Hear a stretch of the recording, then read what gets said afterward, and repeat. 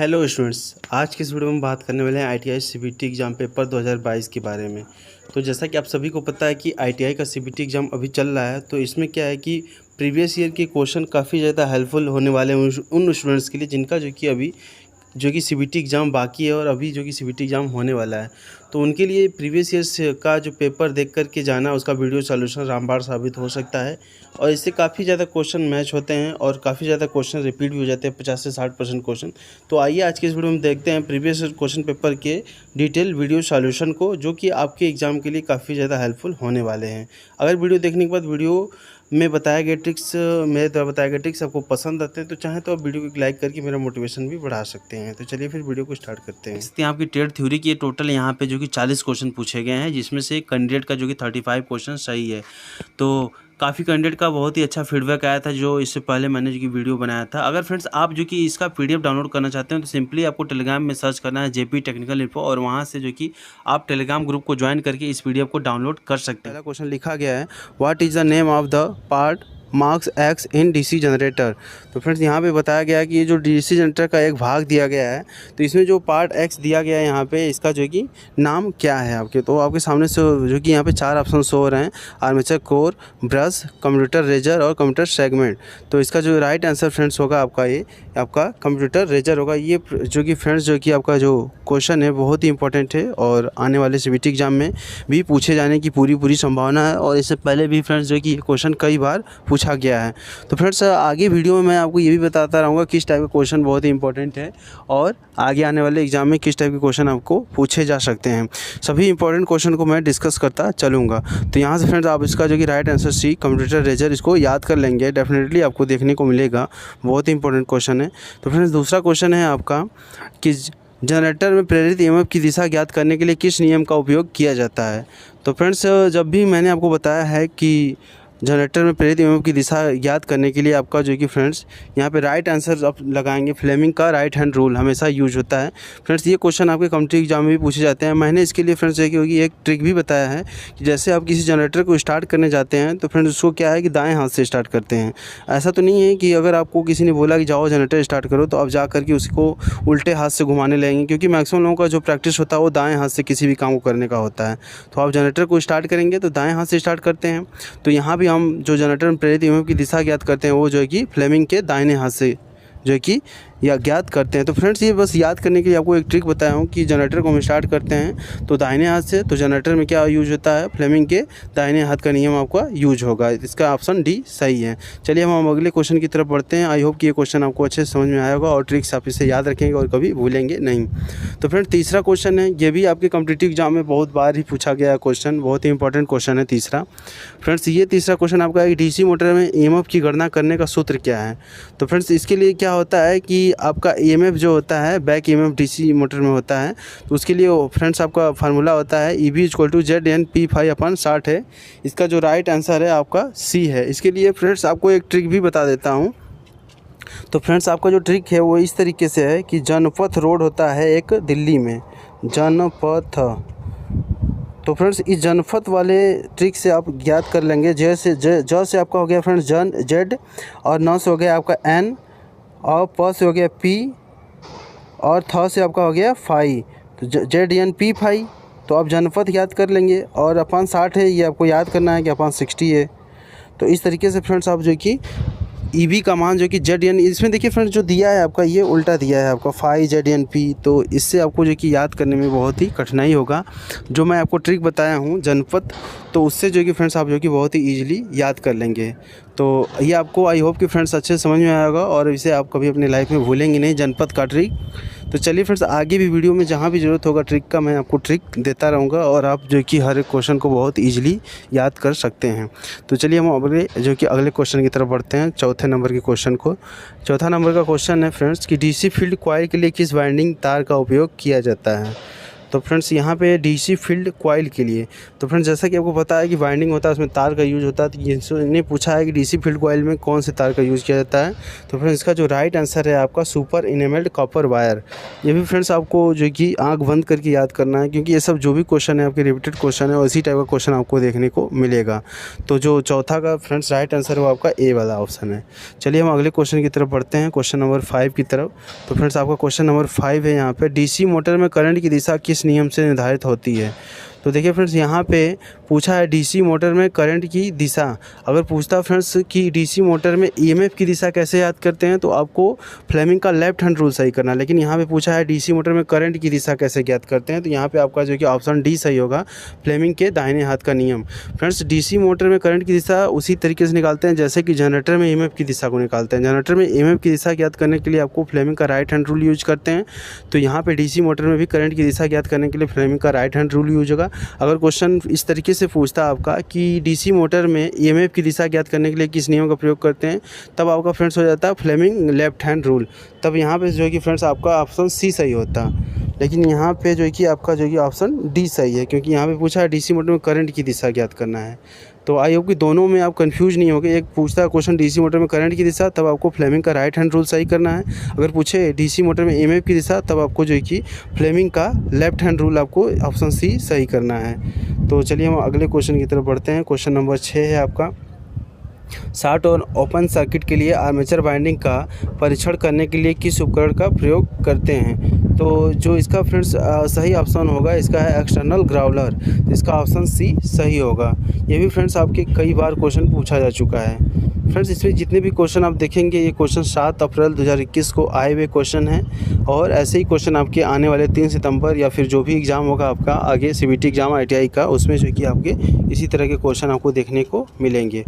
तो चलिए हम अगला क्वेश्चन लेते हैं अपना, क्वेश्चन नंबर 7, डीसी स्टार्टर के प्रतिरोध को शुरू करने के लिए किस सामग्री का प्रयोग किया जाता है। Which material is use for starting resistance of DC starter. DC starter में जो रेजिस्टेंस होता है वो किसका बना होता है। तो यहाँ पे जो फ्रेंड्स है ऑप्शन ए आपका यूरेका जो कि सही है। चलिए हम अगले क्वेश्चन की तरफ बढ़ते हैं अपना, क्वेश्चन नंबर जो कि अपना 8 लेते हैं। यहाँ पे 8वां नंबर क्वेश्चन है फ्रेंड्स कि एसी मोटर के स्टार्टर में कुल विद्युत डिग्री गणना करने के लिए किस सूत्र का प्रयोग किया जाता है। तो यहाँ पे फ्रेंड्स जो है कि एसी मोटर में जो कि स्टार्टर में कुल विद्युत डिग्री इलेक्ट्रिकल डिग्री आपको ज्ञात करना है। तो 180 इंटू पोलों की संख्या होता है, जितना भी आपका पोल रहेगा उसको जो है कि फ्रेंड्स आप यहाँ पे 180 से 180 डिग्री से मल्टीप्लाई कर देंगे। जैसे अगर 6 पोल की मशीन है तो 180 इंटू 6 हो जाएगा। अगर आपका 7 पोल का है 8 पोल है तो 180 इंटू 8 हो जाएगा। तो यहाँ पे इसका जो है ऑप्शन डी जो है कि सही है 8वें नंबर का। अब देखिए यहाँ पे 9वां नंबर आपका पूछा है question, what is the name of AC coil binding. AC coil binding का नाम क्या है। तो यहाँ पे जो कि फिगर जो है कि फ्रेंड्स आपका मिसिंग है, क्योंकि यहाँ पे जो जगह खाली है आपका, यहाँ पे एक फिगर भी होगा जो कि यहाँ पे आपका मिसिंग है। तो यहाँ पे राइट आंसर जो है कि बी है इसका। देखिए अगले क्वेश्चन की तरफ बढ़ते हैं, what is the electrical degree of 6 pole starter of motor. Friends इससे पहले वाले क्वेश्चन मैंने बताया था कि एक पोल के लिए आपका जो इलेक्ट्रिकल डिग्री होता है वो आपका होता है 180 डिग्री। तो इसीलिए आपका 6 पोल के लिए पूछा है, तो 180 इंटू आपको कर देंगे 6 पोल, तो यहाँ पे आपका आ जाएगा 1080 डिग्री, और ऑप्शन सी आपका यहाँ पे सही है। तो चलिए अगले क्वेश्चन की तरफ बढ़ते हैं। आई होप कि ये क्वेश्चन आपको अच्छे से समझ में आया होगा। अगला क्वेश्चन 11 है आपका, which is the demerit of 3 phase concentric winding. 3 phase concentric winding का अवगुण क्या होता है। तो इसमें आपका जो है मोर डिफ़िकल्ट, यहाँ पे राइट ऑप्शन देखिए आपका बी है, ए स्टेप्ड फार्मर इज रिक्वायर्ड। एक स्टेप्ड फार्मर की आवश्यकता होती है, अधिक जगह की आवश्यकता होती है कॉइल्स को समान रूप से आकार देने के लिए, और अधिक कठिन। और डी ऑप्शन है आपका अंत कनेक्शन बनाना आसान नहीं होता है। तो फ्रेंड्स यहाँ पे है कि स्टेप्ड फार्मर की आवश्यकता होती है, stepped former is required, option B यहाँ पे आपका सही है। अब देखिए यहाँ पे भी फिगर आपका मिसिंग है। यहाँ पे which type of single phase motor is illustrated. तो इसका आपका जो है कि सिंगल फेज मोटर का बनाया गया है फिगर। तो इसमें पूछा है कौन सा मोटर है फिगर बना करके यहाँ पे। तो फिगर तो यहाँ पे आपका मिसिंग है फ्रेंड। यहाँ पे capacitor start capacitor run motor है। तो चलिए इसको जो कि आप जो कि capacitor start capacitor run motor का फिगर देख कर जाइएगा, उसी टाइप के कुछ क्वेश्चन आपको देखने को मिलेंगे। अगला क्वेश्चन है आपका, किस सिंगल फेज मोटर की tap field coil speed control विधि कार्यरत है। तो यहाँ पे है फ्रेंड्स जो कि which single phase motor tapped field speed control method is employed, मतलब कि किसी सिंगल फेज मोटर में tapped field speed control method किस में यूज होता है। तो यहाँ पे आपका ऑप्शन ए सही है, जो कि आपका होगा यूनिवर्सल मोटर। तो यहाँ पे आपका ऑप्शन ए सही है, यूनिवर्सल मोटर में tapped field speed control method use होती है उसके स्पीड को कंट्रोल करने के लिए। ऑप्शन 14 है आपका फ्रेंड्स, क्वेश्चन नंबर 14 है, what is the working principle of single phase induction motor. तो सिंगल फेज इंडक्शन मोटर, ये वाला क्वेश्चन फ्रेंड्स आपका VVI क्वेश्चन है, वेरी वेरी इंपॉर्टेंट क्वेश्चन है। इस टाइप का क्वेश्चन फ्रेंड्स आपका जो कि एग्जाम में बहुतों बार पूछा गया है। तो ये इसका जो होता है सिंगल फेज इंडक्शन मोटर आपका लेंज लॉ पे काम करता है, इसलिए ऑप्शन ये यहाँ पे सही होगा। फिर देखिए अगला क्वेश्चन है, which is the application of universal motor. Universal motor का एप्लीकेशन क्या होता है। तो जो हमारे घरों में फ्रेंड्स मिक्सर यूज होता है, जिसमें मसाले या जो कुछ भी पीसा जाता है, तो उसमें क्या है कि आपका यूनिवर्सल मोटर ही मिक्सर में लगा होता है। तो यहाँ पे ऑप्शन बी आपका सही है कि यूनिवर्सल मोटर का यूज हमारे मिक्सर में होता है। अल्टरनेटर को कैसे रेटेड किया जाता है, मतलब अल्टरनेटर की रेटिंग क्या होती है। तो ये फ्रेंड्स आपके कॉम्पिटिटिव एग्जाम में पूछा जाता है। अल्टरनेटर का रेटिंग जो होता है हमेशा KVA में होता है, इसलिए आपको इस क्वेश्चन को हमेशा याद रखना है। अब देखिए अगला क्वेश्चन है आपका, what is the advantage of using rotating field type alternator. Alternator में रोटेटिंग फील्ड टाइप यूज करने का क्या, उसका फ़ायदा क्या होता है। तो देखिए यहाँ पे जो फ्रेंड्स है ऑप्शन डी यहाँ पे सही है। अब बाकी के ऑप्शन आप जो कि इसको पढ़ सकते हैं। पहला ऑप्शन है आपका, क्षेत्र में दोष का पता लगाना आसान है, अल्टरनेटर के साथ लोड को कनेक्ट करना आसान है, दौड़ने के दौरान गर्मी को फैलाना आसान है, 2 स्लिप रिंगों की आवश्यकता होती है चाहे फेजों की संख्या कितनी भी हो। तो यहाँ पे फ्रेंड्स जो आपका सही आंसर है वो आपका ऑप्शन डी यहाँ पे सही है। इसमें जो है कि दो स्लिप रिंग की आवश्यकता होती है, चाहे आपके 3 फेज हो या फिर इससे ज़्यादा फेज हो। तो देखिए आपका यहाँ पे भी फिगर जो कि आपका मिसिंग है। चलिए अगले क्वेश्चन को हम जो कि देखते हैं, सिंक्रोनस मोटर का मुख्य अनुप्रयोग कौन सा है। तो यहाँ पूछा है सिंक्रोनस मोटर का मेन यूज क्या है। तो देखिए फ्रेंड्स यहाँ पे सिंक्रोनस मोटर का जो हम यूज़ करते हैं किस में करते हैं, लिफ्ट में करते हैं नहीं, वहाँ पे जो कि आपका DC सीरीज मोटर लिफ्ट में यूज होता है, कागज़ रोलिंग मिलों में नहीं, वहाँ पे शंट मोटर यूज होता है, आपका AC से DC कन्वर्टर में नहीं, ऐसा नहीं है आपका, वहाँ पे जो कि आपका इन्वर्टर यूज करते हैं। पावर फैक्टर करेक्शन डिवाइस है, जी हाँ फ्रेंड्स, आपका सिंक्रोनस मोटर इंडस्ट्री में क्या होता है, पावर फैक्टर लो होता है। तो पावर फैक्टर लो से क्या होता है कि हमारे कई तरह के लॉसेस होते हैं, तो उसी लॉसेस को कम करने के लिए हमें क्या होता है कि पावर फैक्टर को इम्प्रूव करना होता है, लगभग आपको 1 के करीब मेंटेन करना होता है। तो इसके लिए सिंक्रोनस मोटर का यूज़ करते हैं हम।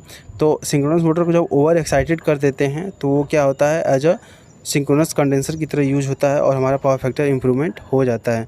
देखिए अगले क्वेश्चन की तरफ हम लोग बढ़ते हैं, जो 20 नंबर का क्वेश्चन है कि मोटर जनरेटर सेट का लाभ क्या है। तो यहाँ पे फ्रेंड्स जो है कि क्या होता है, वो शोरहीन होता है, उच्च दक्षता होता है, या कम रखरखाव की आवश्यकता होती है, या DC आउटपुट वोल्टेज को आसानी से नियंत्रित किया जा सकता है।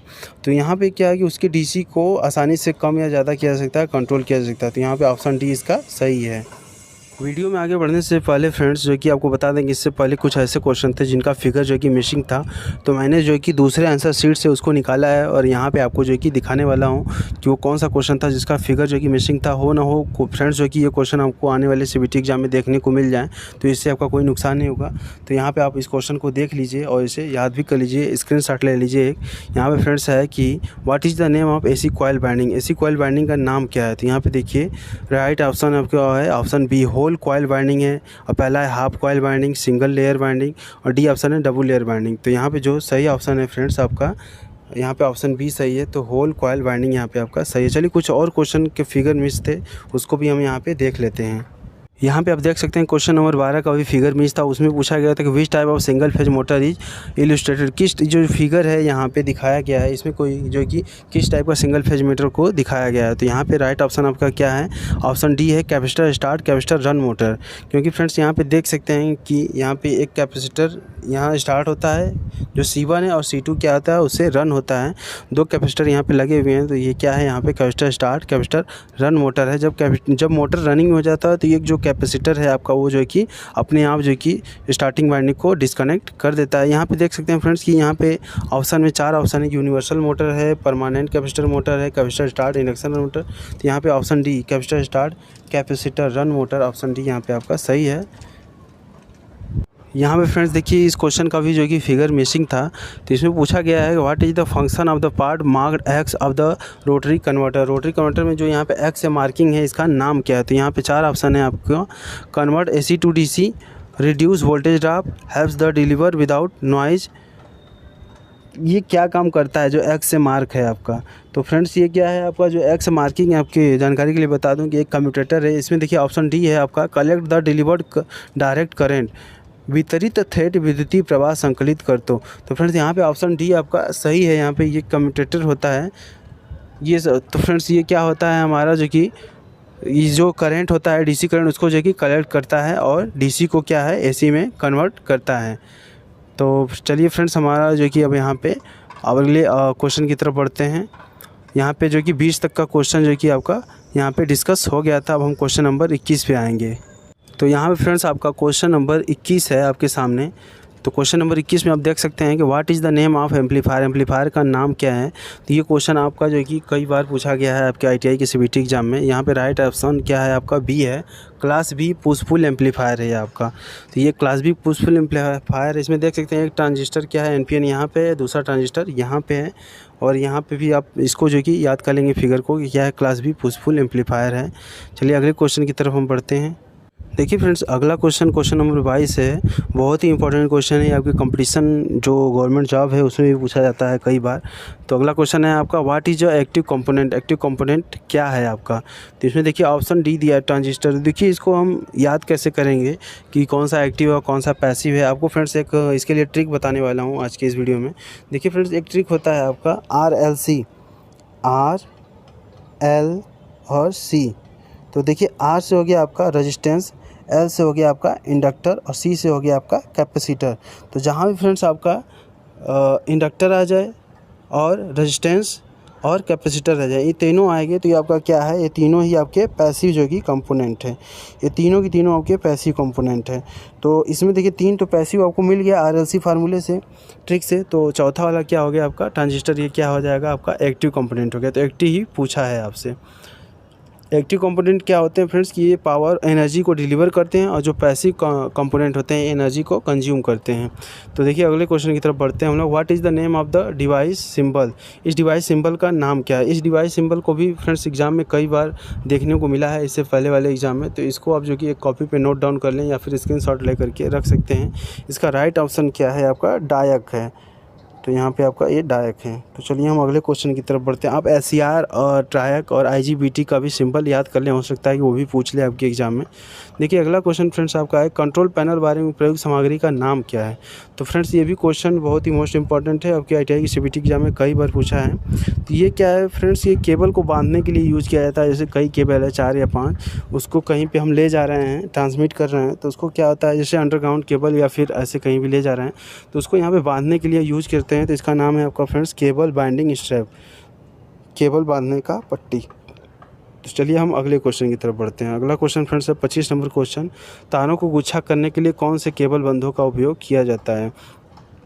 तो फ्रेंड्स ये भी क्वेश्चन आपका पूछा गया है कई बार। नायलॉन टाई का यूज करते हैं तारों को गुच्छा करने के लिए। तारों को गुच्छा करने के लिए कौन से केबल बंधों का उपयोग करते हैं। तो यहाँ ऑप्शन सी सही है। और यहाँ पे आपका पूछा था कंट्रोल पैनल वायरिंग में।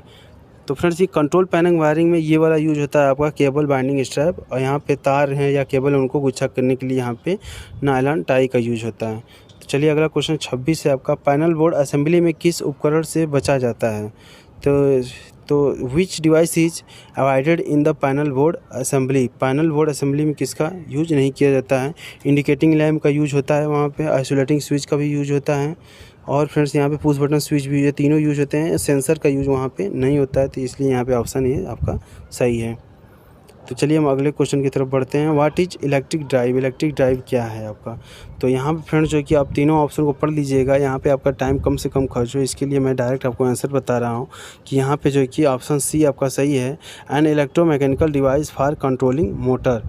यहाँ पे जो कि फ्रेंड्स आपका ऑप्शन सी यहाँ पे सही है। चलिए हम अगले क्वेश्चन की तरफ बढ़ते हैं। अगला क्वेश्चन है कि एसी ड्राइव के ब्लॉक आरेख में एसी ड्राइव का एक ब्लॉक बनाया गया, उसमें एक्स के रूप में चिन्हित घटक का नाम क्या है। तो एक्स के रूप में जो कि चिन्हित घटक क्या है फ्रेंड्स। तो यहाँ पे जो फ्रेंड्स आपका एक्स के रूप में यहाँ मार्किंग किया गया है, तो इसका नाम क्या है। यहाँ पे ऑप्शन बी आपका सही है, डीसी बस। यहाँ पे इसका नाम है आपका डीसी बस। तो फ्रेंड्स अगला क्वेश्चन है आपका क्वेश्चन नंबर 29। ऑपरेशन के मोड के अनुसार। फ्रेंड्स देखिए जितने भी फिगर वाले क्वेश्चन आपको यहाँ पे बताया हूँ, तो उन फिगर वाले क्वेश्चन में से 2-4 क्वेश्चन तो आपको इसी वीडियो में से ही देखने को मिलेंगे, 2 से 3 क्वेश्चन। तो आप जितने भी फिगर वाले क्वेश्चन हैं उनका स्क्रीनशॉट ले लें या उसे आप एक कॉपी पे ज़रूर नोट कर लें। चलिए हम अगले क्वेश्चन की तरफ बढ़ते हैं। ऑपरेशन के मोड के अनुसार किस ड्राइव को वर्गीकृत किया गया है? तो group drive, manual drive, individual drive, continuous duty drive. तो यहाँ पे फ्रेंड्स ऑप्शन डी आपका सही है। अब देखिए यहाँ पे फ्रेंड्स है, यदि ISI के अनुसार घोषित वोल्टेज 240 वोल्ट है तो न्यूनतम अनुमत एकल चरण कार्यशील वोल्टेज क्या है? तो यहाँ पे आप फ्रेंड्स देख सकते हैं कि आपको बताया है कि जितना भी वोल्टेज आपको दिया है 240 वोल्ट, उसमें जो है कि ±6% का आपको जो है कि वेरिएशन आता है। तो यहाँ पे 240 का जब ±6% आप फ्रेंड्स निकालेंगे तो वो आएगा आपका जो है कि 12 वोल्ट। जब हम 240 में से 12 को माइनस करेंगे तो आपका वो आ जाएगा फ्रेंड्स यहाँ पे 228 वोल्ट। आपका ऑप्शन सही होगा। तो आप जो है कि फ्रेंड्स यहाँ पे परसेंटेज निकाल लीजिएगा। देखिए फ्रेंड्स, जो परसेंटेज निकालना होगा आपको ऐसे निकालेंगे, 240 का 6/100। तो इसको जैसे ही आप करेंगे फ्रेंड्स तो ये यहाँ पे आपका आएगा 12। तो 240 में से जब 12 माइनस करेंगे तो आपका 228 वोल्ट आएगा। इस तरीके से इसका ऑप्शन भी सही होगा। चलिए हम अगले क्वेश्चन की तरफ बढ़ते हैं। क्वेश्चन नंबर 31, किस शब्द से तात्पर्य है किसी पदार्थ का द्रव्यमान इलेक्ट्रोलाइट की 1 कूलाम विद्युत द्वारा मुक्त होता है? तो यहाँ पे फ्रेंड्स जो है कि कूलाम के इलेक्ट्रोकेमिकल इक्विवेलेंट का नियम है, जो कि आपके केमिस्ट्री में पढ़ाया जाता है 9th और 10th क्लास में। तो उसी से रिलेटेड ये क्वेश्चन है। तो यहाँ पे जो ऑप्शन डी है, ये इलेक्ट्रोकेमिकल इक्विवेलेंट, ये आपका सही होगा। इलेक्ट्रोकेमिकल इक्विवेलेंट कहा, किसी शब्द से तात्पर्य किसी प्रकार का द्रव्यमान इलेक्ट्रोलाइट से 1 कूलाम विद्युत द्वारा मुक्त होता है। इसके लिए फ्रेंड्स Z होता है, फार्मूला भी होता है Z MIT। तो फ्रेंड्स इस तरीके से आप जो कि Z IT होता है, M एक आपका क्या है, आपका जो कि कांस्टेंट है। तो इस फार्मूले से, अब इस फार्मूले को फ्रेंड्स देख लीजिएगा और कंफर्म कर लीजिएगा कि ये फार्मूला सही है कि नहीं। मैंने तो एक आपको फॉर्मेट बताया कि इस टाइप से होता है friends, Z proportional to IT होता है। तो चलिए फ्रेंड्स हम जो कि अगले क्वेश्चन की तरफ बढ़ते हैं। अगला क्वेश्चन है फ्रेंड्स आपका जो कि what is the full form of abbreviation UPS। देखिए UPS का फुल फॉर्म पूछा है तो आप सभी को पता होगा अनलिमिटेड पावर सप्लाई होता है। तो यहाँ पे आपका ऑप्शन डी सही है। अगले क्वेश्चन हम लेते हैं, बहुत ही सिंपल क्वेश्चन था 33 नंबर कि देखिए निरंतर आउटपुट वोल्टेज का उत्पादन करने के लिए एक स्वचालित वोल्टेज स्टेबलाइजर्स में किस इलेक्ट्रॉनिक सर्किट का उपयोग किया जाता है? Rectifier circuit, amplifier circuit, oscillator circuit, feedback circuit. तो यहाँ पे फ्रेंड्स आएगा कि ऑप्शन बी आपका सही है, feedback, option D feedback circuit. देखिए अगला क्वेश्चन है आपका कि फोटोवोल्टाइक सेल बनाने के लिए प्रयुक्त सामग्री का नाम है। तो फ्रेंड्स ये हिंदी गलत लिखा है, यहाँ पे है फोटोवोल्टाइक सेल बनाने के लिए। तो फोटोवोल्टाइक सेल बनाने के लिए आपको सिलिकॉन यूज़ किया जाता है। ये आपका क्वेश्चन जो है कि बहुत ही इंपॉर्टेंट क्वेश्चन है, इसका जो है कि आप स्क्रीनशॉट ले लीजिएगा। चलिए हम बढ़ते हैं अपने अगले क्वेश्चन की तरफ। फ्रेंड्स अगला क्वेश्चन है आपका कि which is conventional power generation, पारंपरिक बिजली उत्पादन कौन सा है? तो फ्रेंड्स यहाँ पे आपको पूछा पारंपरिक बिजली उत्पादन कौन सा है। तो देखिए फ्रेंड्स यहाँ पे पारंपरिक बिजली उत्पादन जो है, और इसके लिए आपका जो है कि ऑप्शन डी सही होगा। देखिए हम आपको बता देते हैं कि पारंपरिक क्या होता है और गैर परंपरागत क्या होता है। दो टाइप के आपके ऊर्जा के स्रोत होते हैं, एक होता है परंपरागत और एक होता है गैर पारंपरिक। तो देखिए पारंपरिक ऊर्जा स्रोत में क्या होता है कि ऐसे ऊर्जा स्रोत जो एक न एक दिन ख़त्म हो जाएंगे, मतलब वो जो है कि उनका जो क्वांटिटी है या जो भी उपलब्धता है वो नहीं रह पाएगी। जैसे कि आपका पेट्रोल हुआ, डीजल हुआ, केरोसिन हुआ। तो ये सब क्या है कि हमारे चट्टानों से प्राप्त होते हैं। तो ये क्या है, कभी न कभी जो है कि ये ख़त्म हो जाएंगे, इनका जो क्वांटिटी है वो हमें नहीं मिलेगा। तो इसलिए क्या है, ये पारंपरिक ऊर्जा स्रोत। एक होते हैं गैर पारंपरिक ऊर्जा स्रोत, जो कि फ्रेंड्स आपके जैसे सूर्य हो गया, हवा हो गया। तो ये सब क्या है, सूर्य हमेशा रहेगा और सूर्य से हमेशा हमको सोलर पैनल हुआ या सोलर हीटर हुआ या सोलर कुकर हुआ, इसके सोलर पैनल के थ्रू नॉर्मली जो कि हमें ऊर्जा मिलती रहती है। तो इसलिए क्या होता है कि जो सूर्य है वो होता है गैर पारंपरिक ऊर्जा स्रोत में होता है, और उसका जो कि कभी भी वो वहाँ से जो उसका क्वांटिटी है या मात्रा है सूर्य का वो ख़त्म नहीं होगा, वो हमेशा रहेगा। तो यहाँ पे जो कि देखिए पारंपरिक पूछा है तो पवन क्या है, पवन जो शक्ति अभी बताया आपको हवा से जो मिलते हैं वो हमेशा मिलता रहेगा। टाइडल मतलब होता है जो समुद्र में ज्वार भाटा आता है तो वो भी आपका हमेशा रहेगा। सोलर पावर जनरेशन ये भी देखिए हमेशा रहेगा, लेकिन थर्मल पावर जनरेशन जो है ये आपका एक न एक दिन ख़त्म होगा। तो इसलिए ऑप्शन डी यहाँ पे सही होगा। ये क्या है, पारंपरिक है, कभी न कभी इसका जो कि ख़त्म ही होना ही है। अब देखिए आपका क्वेश्चन नंबर 36, आई मतलब होता है इंडियन इलेक्ट्रिसिटी रूल होता है के नियमों के अनुसार मध्यम वोल्टेज घरेलू इंस्टॉलेशन में किन्हीं दो चालकों के बीच इंसुलेशन प्रतिरोध क्या होना चाहिए? दो कंडक्टर आपके जा रहे हैं तो उनके बीच में मिनिमम जो कि रेजिस्टेंस कितना होना चाहिए? तो यहाँ पे देखिए अनंत होना चाहिए, मोर देन 1 मेगा ओम होना चाहिए, मोर देन 2 मेगा ओम होना चाहिए, मोर देन 3 मेगा ओम होना चाहिए। तो यहाँ पे देखिए फ्रेंड्स आपका ऑप्शन जो कि बी सही है, मोर देन 2 मेगा ओम होना चाहिए, 2 मेगा ओम से अधिक होना चाहिए। और देखिए क्वेश्चन नंबर 37 की तरफ हम बढ़ते हैं। तो फ्रेंड्स क्वेश्चन नंबर 37 है आपका, what is the name of insulator use in OH line. OH mean होता है ओवरहेड लाइन में। ओवरहेड लाइन में इस तरीके का जो इंसुलेटर यूज किया जाता है इसका नाम क्या है। तो ये भी क्वेश्चन आपके कई बार पूछे गए हैं। तो ये आपका फ्रेंड्स जो है कि साइकिल इंसुलेटर होता है। इसको जो है कि आपको याद करना है और स्क्रीनशॉट के रूप में रखना भी है कि आपका क्या होता है, साइकिल इंसुलेटर होता है। चलिए अगला क्वेश्चन है, क्वेश्चन नंबर 38 है आपका, कि बाइंडिंग वायर गैप को बहुत पास रखने और पिन इंसुलेटर में बहुत टाइट होने का क्या कारण है। What is the reason of keeping binding wire gap to close and very tight in pin insulator. तो देखिए यहाँ पे अगर पिन इंसुलेटर में हम जो वायर यूज करते हैं अगर वो ढीला होगा, लूज रहेगा, टाइट नहीं रहेगा, तो वहाँ पे क्या होगा फ्रेंड्स, स्पार्किंग होगा। तो इसी स्पार्किंग से बचने के लिए ही हम यहाँ पे तार को इंसुलेटर में क्या होता है, बहुत ही टाइट करते हैं जिससे कि हम स्पार्किंग से बच सकें। तो यहाँ पे देखिए ऑप्शन ए आपका सही है। यहाँ पे क्वेश्चन नंबर 38 तक हो गया है फ्रेंड्स। अब हम चलते हैं क्वेश्चन नंबर 39, सर्किट ब्रेकर के टूटने की क्षमता का मूल्यांकन कैसे किया जाता है। तो यहाँ पे फ्रेंड्स जो है कि सर्किट ब्रेकर का जो रेटिंग होता है वो आपका MVA में होता है। तो यहाँ पे देखिए ऑप्शन सी सही है। अल्टरनेटर का क्या होता है फ्रेंड्स, इसका जो कि जो आंसर आप बताएंगे कि अल्टरनेटर की जो रेटिंग होती है वो किस में लेते हैं, इसका आंसर आप जो कि कमेंट बॉक्स में करके बताएंगे। देखते हैं फ्रेंड्स कि कौन इसका राइट आंसर देता है कि यहाँ पे जो कि आपका सर्किट ब्रेकर का MVA में है तो अल्टरनेटर का किस में होता है। चलिए फ्रेंड्स हम बढ़ते हैं अपने अगले क्वेश्चन की तरफ। पावर कटऑफ के बाद कौन से रिले अपने संपर्कों को स्थिति में रखते हैं। तो देखिए फ्रेंड्स यहाँ पे बताया कि रिले कौन सा है जिसमें से पावर चला जाए तब भी वो अपने कांटेक्ट को बनाए रखता है। तो यहाँ पे फ्रेंड्स जो है कि ऑप्शन जो है कि डी आपका सही है, लैचिंग रिले। तो इस तरीके से फ्रेंड्स जो मैंने यहाँ पे 40 क्वेश्चन कराया हूँ आपके ट्रेड थ्योरी के, बहुत ही इंपॉर्टेंट क्वेश्चन है आपके, न केवल ITI की CBT एग्जाम में बल्कि जो कि आने वाले किसी भी कॉम्पिटिटिव एग्जाम में भी आपको इनमें से कुछ न कुछ क्वेश्चन कंफर्म देखने को मिलेंगे। आप इसको अच्छे से लर्न करिए, जो भी इंपॉर्टेंट क्वेश्चन है उसका स्क्रीनशॉट लीजिए। वीडियो अच्छा लगा है तो इसको एक लाइक ज़रूर कर दीजिए।